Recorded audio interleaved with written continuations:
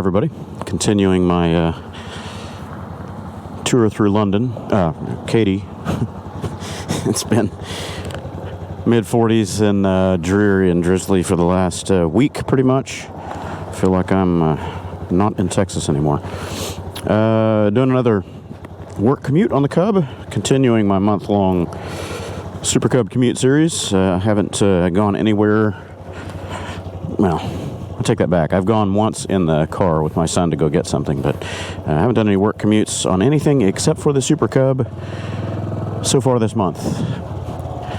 Today is Friday, and headed to the warehouse. Well, first I'm going to get fuel, because the other day when I rode this thing home, it was starting to flash just right before I got home, and I pulled into the fuel station to fill up and realized I had left my wallet over at a client site, so it's still there. I'm going to head over there this morning, but I've got cash to fill it up this morning, so I will put some fuel in this thing, and then I'm headed to the warehouse to meet a customer to pick up some equipment, and I need to ship a couple things out for eBay. And are you going to go? Am I going to go?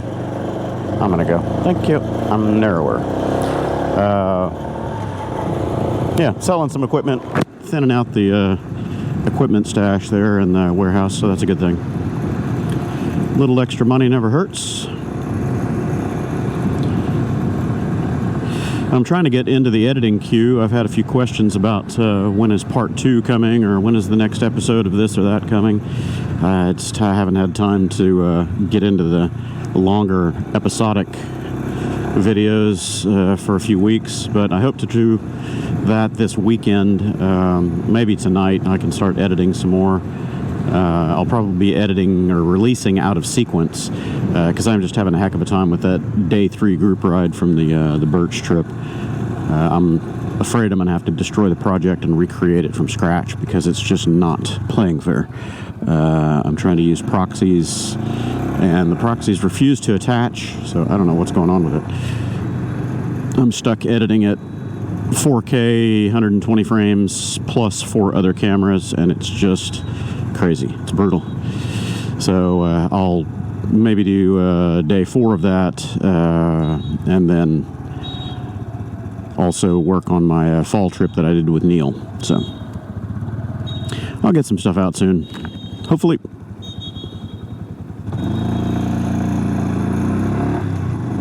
Something going on at school today. I don't know if school is letting out today or what's going on. It's 8:45, almost 9 o'clock, so I would think that arrival would be done by now, but I might be wrong.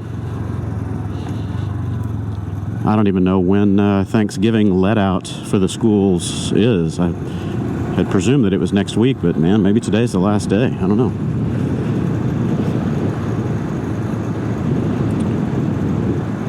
Today's the, 18th, 19th, something like that. It's Friday. 20th is Sunday, so yeah, I guess today's the 18th. Yeah, anyway, so it's holiday time. Definitely cold in Houston. I'll have some family coming in to stay. My sister's coming into town on Sunday, and she'll be with us for about a week and a half, 2 weeks. So anyway, got a full schedule as always. Okay, all filled up. Went over by 5 pennies. I actually went over by 3 pennies and then decided to round it up to 5.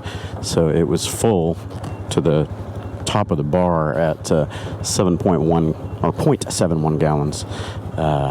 So rounded it up just a little bit. But yeah, it's pretty efficient. I haven't calculated the miles yet, but I can tell you it's pretty high. It's probably well better than 110. Ugh, come on now. There we go. Okay, so off to the warehouse I go. Freezing my butt off. Should have put my overpants on. My legs are cold. So we're supposed to have some rain later today. I don't know, just not, chances aren't very high. It's like 10 or 15% just for a few hours. But then tomorrow is supposed to be a soggy mess. So I won't be working outside. I had hoped to do some more work in the garage at home and get into a couple of bikes that are needing some TLC, but When it's cold and wet, nah, skip it. Wet, okay. Cold, okay. But cold and wet, no. Pass. So my replacement fuel tank for the C3 should be arriving Saturday or Sunday, and that's one of the ones that I wanted to get into, but it might just have to wait. I don't know, we'll see. I might be able to tough it out for a little while out there and get some filming done, at least, you know, reassembling the fuel tank and maybe putting it in the lower frame area. But I'm not going to button everything up yet because I have a couple of other things that I want to do in there. I want to finish wiring up the underlighting that I had put on it down in the lower tray underneath, you know, the whatever you want to call it, the wind guard or whatever it is underneath it. I had put in some rock lights several years ago when my son and I were working on that scoot, you know, kind of spiffing it up for him. And I just had temporary wiring on that just to try it out, and we played with it a little bit, but I never did wire it in permanently, and I ended up unhooking the feed to it, so I haven't been able to turn it on. So I'll go ahead and finish that wiring project while I'm in there. And I've got a solid state timer circuit. It's really tiny. It's the size of a Tic Tac, you know, or not Tic Tac, maybe a piece of Chiclets gum or something like that. It's really small. And it's a solid state electronic timer, and it prevents you from running something too long. You know, it's programmable, but I think the defaults on it can be set for, once it's engaged, it can run, you know, X number of minutes or something like that, and I'll probably crank that up to 10 minutes or something, and then you don't have to worry about accidentally leaving the underlighting on. So you hit the button, it's going to light up for whatever that period is, and then turn itself off. So that's cool. I had what is it, 4, maybe 6 white ones underneath the belly of the bike. Then I had a red one back in the back, kind of facing the rear wheel area, and another white one up near the front fender area. So should look pretty cool going down the road. So hopefully the weather kind of warms up a little bit next week. I'd like to get into a couple of projects that are waiting. Kemi Moto has sent me 3 different items that they have asked me to do reviews and, you know, give my unbiased opinion on, so I will certainly do that. I didn't pay for them, so they are sponsored reviews. You know, if you want to call them advertisements, because if they don't work out for me, then it's not going to be much of an advertisement. I won't be a dick because I didn't pay for them, but if they don't work, or if I find glaring incompetencies or shortcomings in the products, then I'll certainly point that out. But I think these are pretty safe, pretty straightforward products. The first one is a tail tidy for the Navi, so I'd like to get into that project and do my wiring for the DC conversion and do all that at the same time, so maybe that's next week's project. The second thing was a set of waterproof panniers, pretty good size. I want to say they were 28 liter or 30 liter, something like that. Pretty chunky. I haven't unboxed them yet, but just judging by the pictures, they were pretty big, and they're more for, you know, mid-size or full-size bikes. So I'll probably strap those onto the XT250 or more likely the CB500X, because the XT250 is still waiting on a stator or a regulator replacement. But I'll do that review and take them out in the wet and beat them up, make sure that they're really waterproof as they advertise themselves to be. And the third thing, which falls right in line with this weather, in fact, I might do part of that review today, or some waterproof winter riding gloves from Kemi Moto. And with the temperatures being very frigid, and hell, if it rains today, that would be a good opportunity to test them against these. So put one of my held expensive ones on one hand and the inexpensive Kemi Motos on the other hand. See which hand gets wet and cold faster. But they're very inexpensive. Prices on Amazon were I don't know, 30 bucks or 32 bucks or something like that. For winter waterproof riding gloves, that's good. And they don't look like balloon hands. They're not big schmoo hands where you can't touch anything. And I think they even had conductive fingertips, so you can use them with touch phones and, you know, our phones, touch surfaces, whatever. And we'll find out. It'd be great if they're inexpensive, because I've been wanting to do an intro to motorcycling series, how new riders or riders that are on a very constrained budget can get into riding somewhat inexpensively. And, you know, obviously the Navi is a bare bones entry-level bike, at least for a new bike. You can always get used bikes, you know, cheaper than new, or usually anyway. But for somebody just starting out, you know, with a Navi, what would be the minimum things that they need to get? You know, the absolute mandatory upgrades that they should do, the riding gear that they would need to purchase, you know, all the things that go into riding, which is always a contentious topic as far as how much do you spend on this, you know, is it worth that, blah, blah, this, that. Certain things, in my opinion, are always necessary. Basic safety gear, helmet, gloves, jacket, pants are optional, you know, as far as riding pants go. I don't think you'd want to go down the road naked or in chaps, but it's up to you, man. Boots, I prefer something with good ankle protection. They don't necessarily need to be proper riding boots, but that betters your chances in case of a spill, or, you know, getting underneath the bike and preventing your ankle from getting crushed by the bike or whatever. So, you know, at the very least, I ride with motorcycle specific shoes or boots that have ankle protection. Okay, somebody lost some garbage.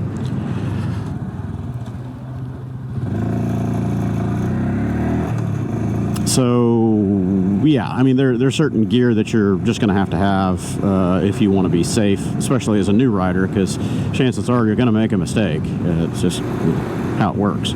Human nature. Nobody's perfect. And new riders are still trying to acclimate to all the new stimulus and threats on the road and navigating crazy cityscapes and everything else. So the chances of going down are much higher than a seasoned rider. Of course, it always depends on your environment and your attentiveness.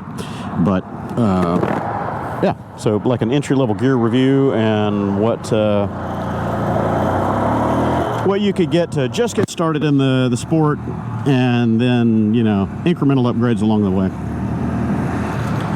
Then the other series that I've been wanting to get into is an intro to moto camping. And I've had a lot of people ask me about that, and I'm going to go ahead and jump up on the highway here, if I can get accelerated to speed. I don't know if this guy's going to like it, but that's too bad. He's speeding anyway. An intro to moto camping has been something that's on my list for quite a long time, and I've been getting a lot of requests about that just recently. So maybe I can get that started as well here in the fall.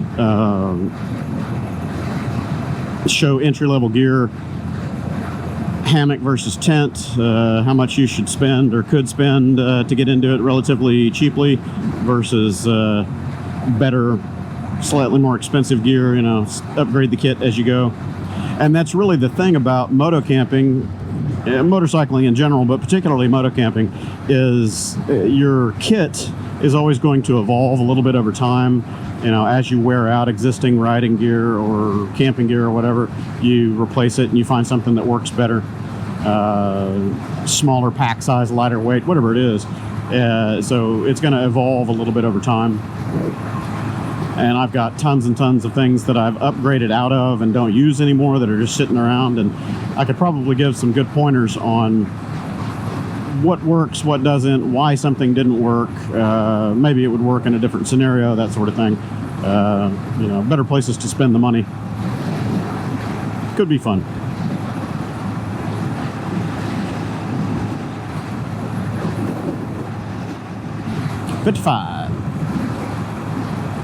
So today is definitely not an efficient Navi comparison because, well, it's better than the Navi, but it's not the Navi speeds, let's put it that way. I have noticed that my Cub feels a little bit down on power lately, so I don't know if it's valve adjustment. I kind of doubt that. It's probably more compression related, so it might be time for me to dig into the top end of the motor and check out the bore condition, piston rings, all that, and see if everything's healthy in there. I spoke briefly about it a week or two ago on the commute, mentioning the timing idler wheel and tensioner. So this thing having well over 15,000, pretty much 16,000 hard highway miles on it. 10,000 miles of that was, wide open on the highway for a month straight. So chances are the timing idler is probably a little bit worn out, and I need to get in there. So I don't know if that's necessarily going to affect performance as much as it would longevity, but it'd be a good idea to get in there and look at it. And being down on power isn't really obvious. It's noticeable to me because I put so many miles on this thing, but it feels like my upper 10 miles an hour isn't as accessible as it used to be. It gets right up to 55, almost 60 without too much headache, but the extra 5 to 8 miles an hour that I used to have on top, getting me up to 65, 68 range, somewhere in there, that is a little harder to reach these days. So maybe the engine's wearing out a bit. It is just a little one-lunger, 125 cc's. Piston in this thing is a little bit smaller in diameter than a Coke can, if I remember right. Pretty tiny. And it's done a lot of work over the last 16,000 miles. I checked my wheel bearings, and chain is well lubed and all that, so I think everything's all right with the rest of the running gear. Tires are aired up as per normal, so little things make a big difference on these small displacement bikes. You can find huge differences in efficiency with just very minor changes, like tire pressure or how much oil you have in the crankcase. Aerodynamic differences are a big deal, so windscreens and panniers make a big deal. Man, if you have panniers hanging off the sides of these, you'll lose anywhere from 5 to 10 miles an hour just right out of the hat. That's it. You're pulling a sail behind you. It's an anchor, aerodynamically speaking, so it definitely impacts these little machines. There was a member on my Discord server, also one of my channel viewers here on YouTube, as far as I remember, and they got a 22 Cub, and since they purchased it, they've been getting really poor fuel economy out of it, like down in the 70s and 80s, which is crazy. I've never seen that low out of it. So we started poking around trying to figure out what the differences were, and then he sent some critical information saying that he had a top box, a windscreen, some panniers. Yeah, he had a bunch of stuff hanging off of it. And I said, well, there's your problem. You're pulling a sail, so it's going to definitely impact your top speed and your fuel economy. So he started dropping things off, reducing his footprint, so to speak, and it increased, and he got all the way down to pretty much nothing, just a small windscreen and him on the bike, and that was still only yielding like high 80s, low 90 mile per gallon, which I thought was pretty odd. So I don't know. Could be something different about his bike than everyone else's, or the routes that he's running. I don't know.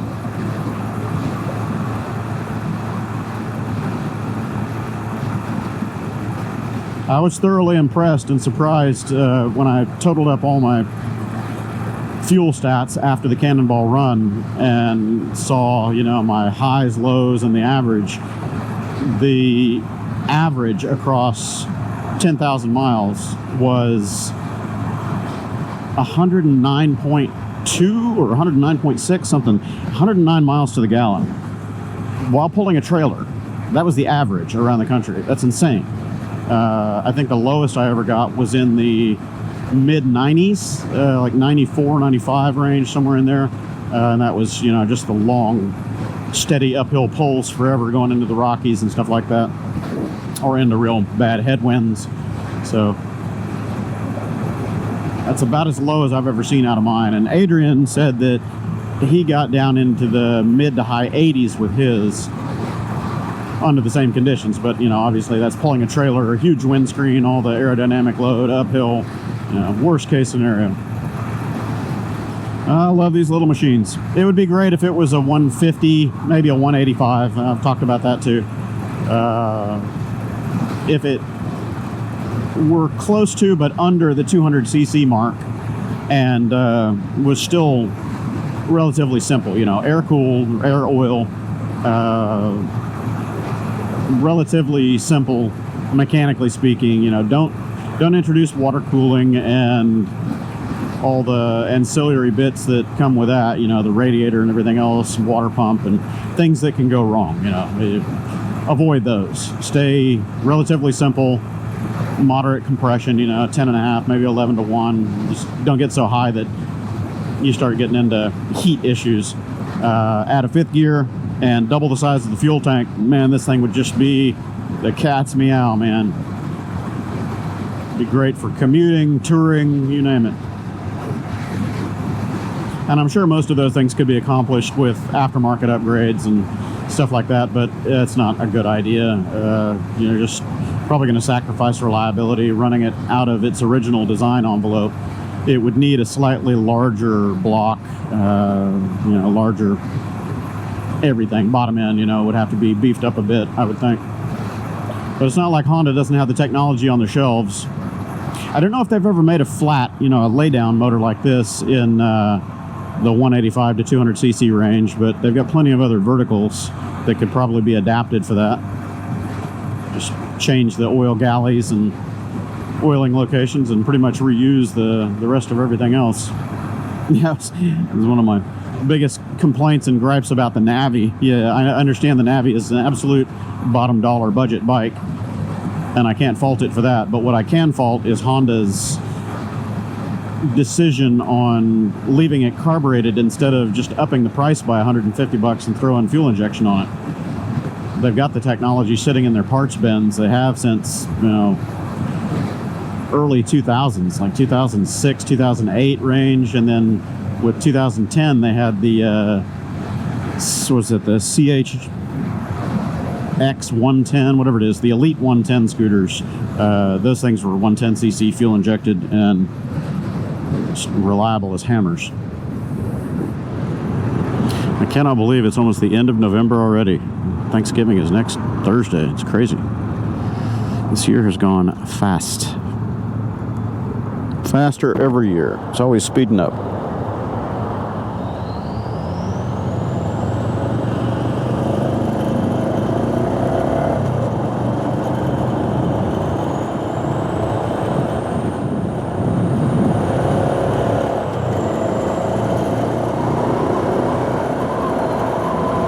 Another one of the upgrades I want to get into this winter is I'm going to upgrade the front brake on this thing finally, just waiting on me. I've got EBC double H pads and the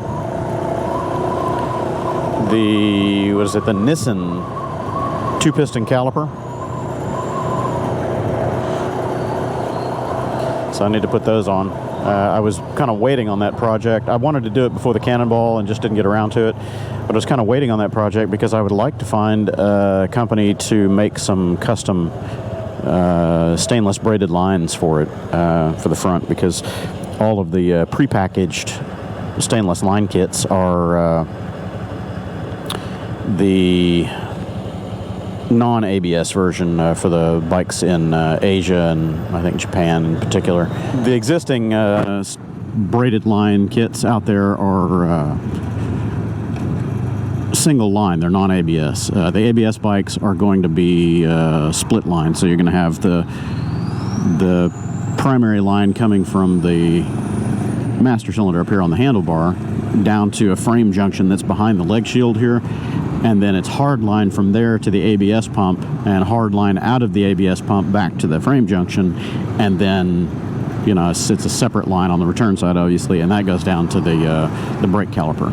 So it's a two-piece set, and I'm sure any good brake shop could probably make it as long as they have the right size and angle of fittings, because everything on this bike is really tight space-wise, you know, as far as fitment. So it's going to be pretty important to get the bends and the lengths of those elbows correct. Otherwise, it's not going to fit under the plastics, you know, especially up here at the master cylinder. There's just not much clearance at all for that little nacelle up here, you know, top cover. I'm just very surprised that nobody has made, or at least I haven't found, braided lines for the ABS version of these Cubs. I mean, every one of them sold in the US is ABS. There's no option to not get ABS. And I think some other parts of the world are the same way. So it's not like the ABS Cub is rare. There's plenty of them now. Nobody has taken on the project to build those lines that I've been able to find. I looked at, was it Swage, Kitiko, you know, all the Japanese makes. Doesn't seem to have any of them out there. Quite a few of them that I've used here over the years in the States, but nope, nobody. So maybe I can get that project kicked off and commission that. Start selling them as the QuasiCub brake line kit. Ugh. Okay, well, I've arrived. Enough yammering. I'm going to wait, get down. I'm going to head in, warm up a little bit. It's cold. Get some stuff done here, and then hopefully it won't rain on me on the way home. We're going to find out. All right, headed home. It's about 2:45, 3 o'clock, something like that. I don't know. Been here all day, working on a few things, getting more stuff done. What time is it? What time is it? What time is it? 2:30-ish. Look up. 3. Yeah, I knew it was close to 3. Okay, then. Off I go.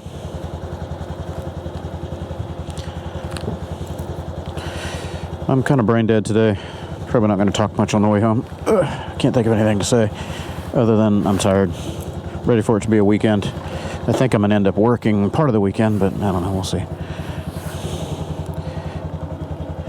Bump and bump. And then I have to come back this weekend and pick up my truck and my RV, take them home, because my sister is coming in to stay for a week and a half or so.